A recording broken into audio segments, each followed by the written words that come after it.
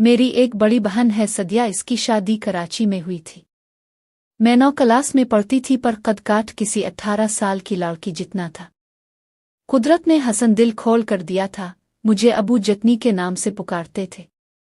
मेरे हमसाये में अबू के दोस्त रियाज रहते थे, जिनके पास मैं ट्यूशन पढ़ती थी। वो अकेले रहते थे, इनकी बीवी फौत हो चुकी थी। वो एक गवर्नमेंट टीचर थे। वो 1 जून की सख्त दोपहर थी। वैसे मैं शाम को जाती थी पढ़ने पर पेपर सर पर थे और मुझे तैयारी करनी थी, तो मैं स्कूल से आकर खाना खाकर चल पड़ी ट्यूशन पढ़ने। रियाज साहब के घर की बैल बिजाई, काफी देर तक कोई नहीं निकला। मैं वापस जाने के लिए मुड़ ही रही थी तो दरवाज़ा खिलने की आवाज़ आई। सर रियाज ने दरवाज़ा खोला। सर की आंखें सुर्ख हो रही थीं। सर शायद नींद से उठकर आए थे। मुझे शर्मिंदगी हुई। मैंने सर को नींद से उठा दिया। मैंने कहा, सर आप आराम करें, मैं शाम को आ जाऊंगी। सर बोले, नहीं कोई बात नहीं, अंदर आ जाओ। मैं अंदर आ गई। सर मुंह हाथ धोने वॉशरूम में चले गए। मैं अंदर आकर बैठ गई और किताबें खोल ली। थोड़ी देर बाद सर भी आकर बैठ गए। सर की उम्र तकरीबन 45 साल के लगभग थी। सर का रंग काला था और सर का रोब ऐसा था कि महल्ले के छोटे बड़े सब सर से डरते थे। सर जब डांटती थे मैं खुद डर जाती थी, हालांकि आज तक सर ने मारा नहीं था।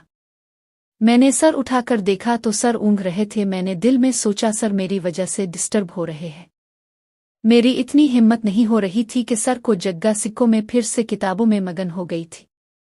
एक सवाल समझ नहीं आ रहा था। मैंने सोचा सर से पूछती हूँ, पर सर नींद में थे तो मैं वहां से जल्दी घर आ गई और अपने कमरे में चली गई और जाकर लेट गई।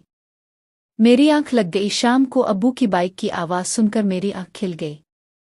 जब से होश संभाला था मेरी आदत थी कि जैसे अब्बू घर आते मैं सबसे पहले इनको मलती थी और उनसे सामान पकड़ कर रखती थी। वो रोज़ मेरे लिए बाजार से कुछ खाने के लिए लाते थे। इस दिन मुझे सामने ना पाकर परेशान हो गए थे। अम्मा से पूछा, फौजिया पत्तर कहाँ है? अम्मा ने कहा, इसकी तबीयत ठीक नहीं है। अबू ने जल्दी से सामान जमीन पर रखा और मेरे कमरे की तरफ चल दिए। कमरे में अबू दाखिल हुए और कहा, क्या हुआ है मेरी जतनी को? अबू ने मेरे माथे को छू कर देखा। बे-इख्तियार मेरी आंखों में आंसू आ गए। मुझे रोता देखकर अबू परेशान हो गए और कहा, रोती क्यों है पगली? चल डॉक्टर को देखा आते हैं। अम्मा ने कहा, नहीं अब ठीक है, मैंने इसको गोलियां दे दी थीं, बुखार उतर गया है। इसने दरअसल इम्तिहानात की कुछ ज़्यादा ही टेंशन ले ली है। अबू ने कहा, चलो ठीक है, तुम आराम करो। अबू के जाने के बाद पता नहीं कब आंख लगी गई। सुबह 9 बजे दोबारा आंख खिली तो अबू जा चुके थे।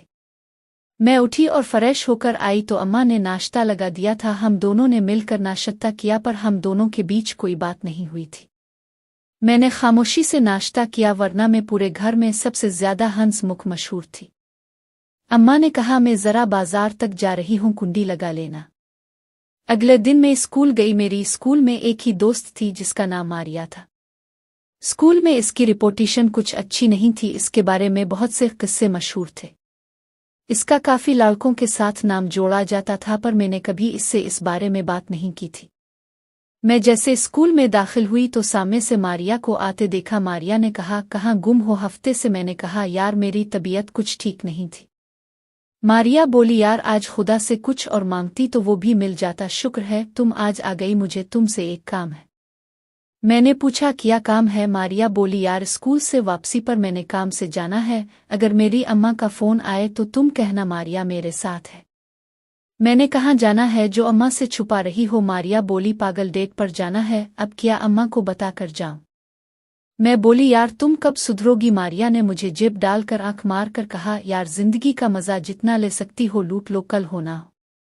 मैंने हामी भर ली। हम दोनों हंसते हुए क्लास में दाखिल हो गए। आधी छठी हुई तो हम दोनों जाकर ला में बैठ गए। वो हमारी पसंदीदा जगह थी। वहां दरख्त लगे हुए थे जिनकी ठंडी हुआ हम दोनों को बहुत पसंद थी। मुझे कुछ नोटिस उतारने थे क्योंकि मैं एक हफ्ते से स्कूल नहीं आई थी, तो काफी काम जमा हो गया था। अगले हफ्ते पेपर थे। ला में बैठकर मैंने मारिया को कहा, जाओ कुछ खाने को ले आओ। मारिया जाने लगी तो मैंने कहा, अपना मोबाइल देना, मुझे नोटिस उतारने हैं, क्योंकि हमारी टीचर्स ने एक व्हाट्सएप ग्रुप बना रखा था जिसमें सारे नोटिस मिल जाते थे। मैं अपना मोबाइल नहीं लाती थी स्कूल, क्योंकि मैडम मना करती थी मोबाइल लाने को। मुझे पता था मारिया स्कूल में मोबाइल लाती थी चोरी छुपे। मारिया थोड़ा हिचकिचा, फिर मोबाइल का पासवर्ड खोलकर व्हाट्सएप चलाकर मुझे दे दिया, खुद कैंटीन की तरफ चल दी। मैं मोबाइल में अभी नोटिस पढ़ ही रही थी तो एक मैसेज आ गया। मेरी आदत नहीं थी मारिया के मैसेज पढ़ने की, पर जैसे मेरा ध्यान मैसेज भेजने वाले के नाम पर पड़ा तो बेइख्तियार मैसेज खोल लिया। क्योंकि वो मैसेज मेरे नाम से आया था, मैंने जब मैसेज खोला तब पता चला मारिया ने मेरे नाम से किसी लड़के का नंबर सेव किया हुआ था, ताकि कभी इसकी कॉल आए तो इसकी अम्मा को शक न पड़ जाए। मैं बेख्याली में ऊपर स्क्रॉल किया तो तस्वीर देखकर मैं बुरी तरह चौंक गई। मारिया ने इस लड़के को अपनी कुछ तस्वीर भेजी थी। मैंने सामने से मारिया को आते देखा तो जल्दी से मोबाइल लॉक कर दिया। मारिया समोसे लेकर आई थी। मेरी उड़ी हुई रंगत देखकर उसको कुछ शक पड़ गया। इसने जैसे ही मोबाइल को ओपन किया तो सामने वही मैसेजेस खिल गए, क्योंकि मैंने घबराहट में व्हाट्सएप को बंद करना भूल गई थी। मैं सर झुकाकर बैठी थी, हम दोनों के बीच कोई बात नहीं हुई। काफी देर आखिरकार मारिया ने खामोशी का पर्दा चाक किया। मारिया बोली, तुमने मेरे मैसेजेस पढ़ लिए हैं, कोई बात नहीं, हम दोस्त हैं, हम दोनों के बीच कोई पर्दा नहीं होना चाहिए। मैं बोली, तुमने अपनी ऐसी तस्वीर क्यों उसको भेजी है? मारिया बोली, यार ये सब चलता है। मैं बोली, तुम शादी से पहले इस अनजान लड़के के साथ बात करना चाह रही हो? फिर मारिया बोली, तुम किसी लड़के से बात नहीं करती। फिर मैंने दिल ही दिल में खुद को कोसते हुए कहा, चुल्लू क्लास का टाइम हो गया है। वो मेरे पीछे पड़ गई। मैंने कहा, अच्छा कल बताऊंगी। मैंने दिल में सोचा कल तक इसके जहन से बात निकल जाएगी। हम क्लास में चले गए। छठी के बाद मैं स्कूल से निकली तो मारिया मेरे पीछे चल पड़ी। मैंने कहा, तुम्हारा घर इस साइड तो नहीं है? तो कहने लगी, मैं कुछ दूर तुम्हारी साथ चिल्लूंगी। जब कुछ लड़कियों का रश कम हो जाएगा तो मैं अपने फ्रेंड की गाड़ी में बैठ जाऊंगी जो कुछ फासले पर खड़ी है। इसने हाथ के इशारे से मुझे ब्लैक कलर की गाड़ी दिखाई। मैं खामोशी से चल पड़ी। थोड़ी दूर चलने के बाद जब काफी रश कम हो गया तो मारिया ने फोन पर अपने फ्रेंड को कहा, गाड़ी ले आओ। गाड़ी हमारे नजदीक आकर रुकी। मारिया दरवाजा खोलकर अंदर बैठ गई। मारिया बोली, आओ तुमको घर छोड़ देते हैं। मैं बोली, नहीं, मैं चली जाऊंगी पैदल। मारिया बोली, अच्छा चुल्लू, जैसे तुम्हारी मर्जी। मारिया ने दरवाजा बंद कर दिया और गाड़ी चल पड़ी और मैं सोचों में गुम घर की तरफ चल पड़ी। घर पहुंची तो पता लगा गांव से मेरा कजिन अरशद आया हुआ था। अरशद मेरे चाचा का लड़का था, वो फर्स्ट ईयर में पढ़ता था। उसको देखकर मैं बहुत खुश हुई, क्योंकि मेरी इसके साथ बहुत जमती थी। मैंने इसको सलाम किया। अरशद बोला, लगता है आजकल बहुत जोर से पढ़ाई जारी है। मैं बोली, जी अरशद भाई, पेपर जो सर पर आ गए हैं।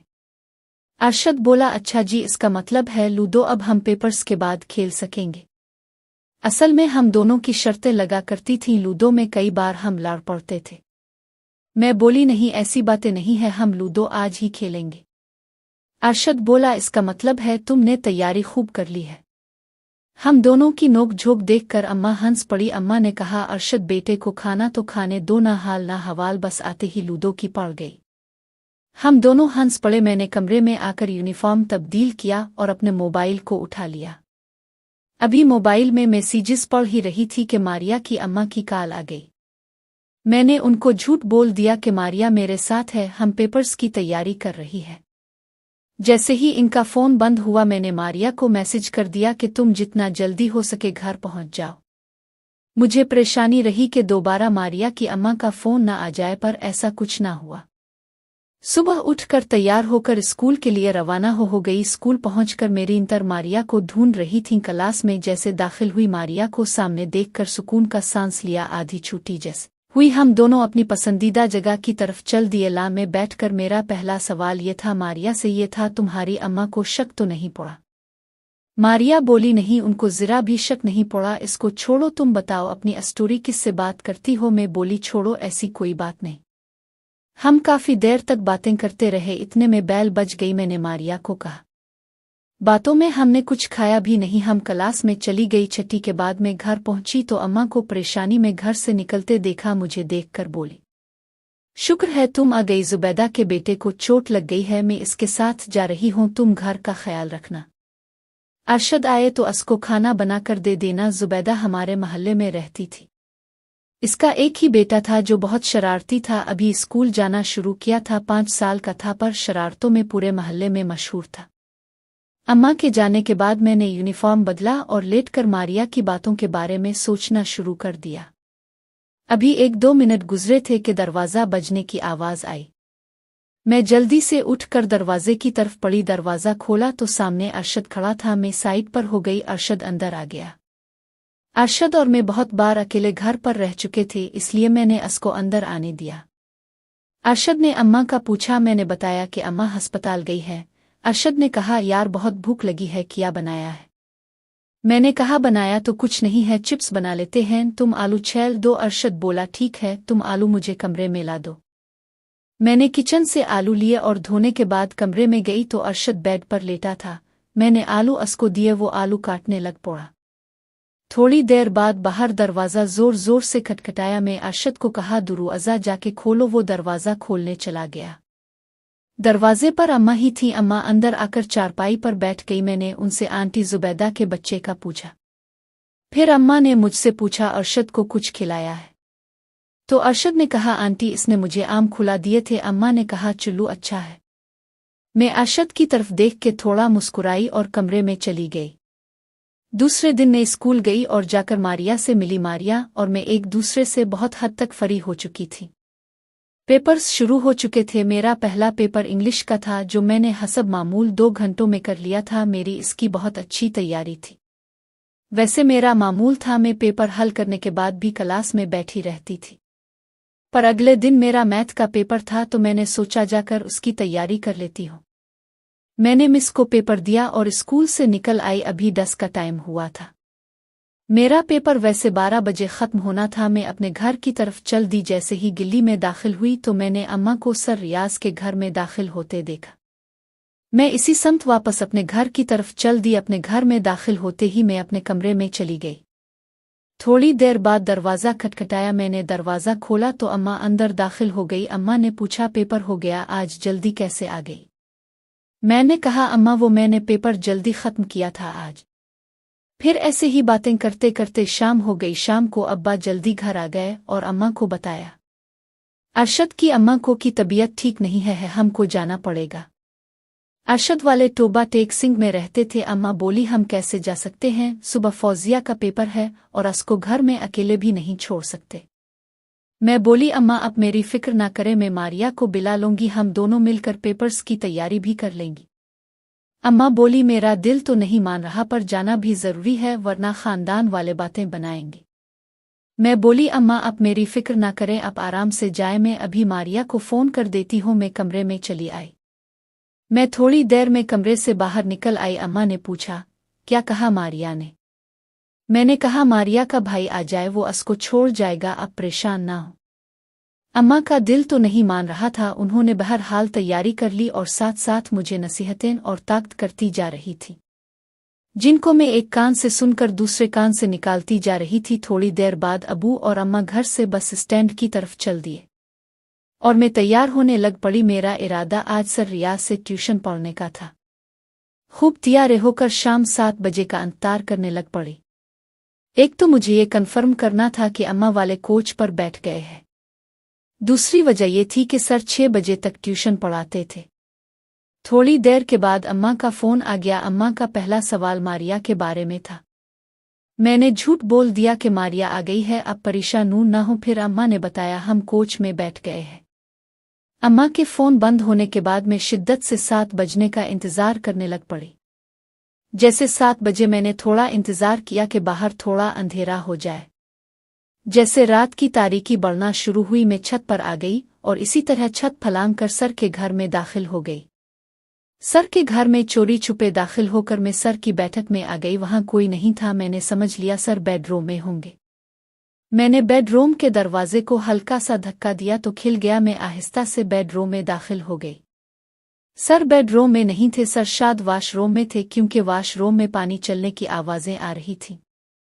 सर बोले, तू मेरे बेडरूम में कैसे दाखिल हुई? बाहर का गेट तो लॉक है। मैं बोली, बस आ गई। और फिर सर और मैं इधर उधर की बातें करने लगे।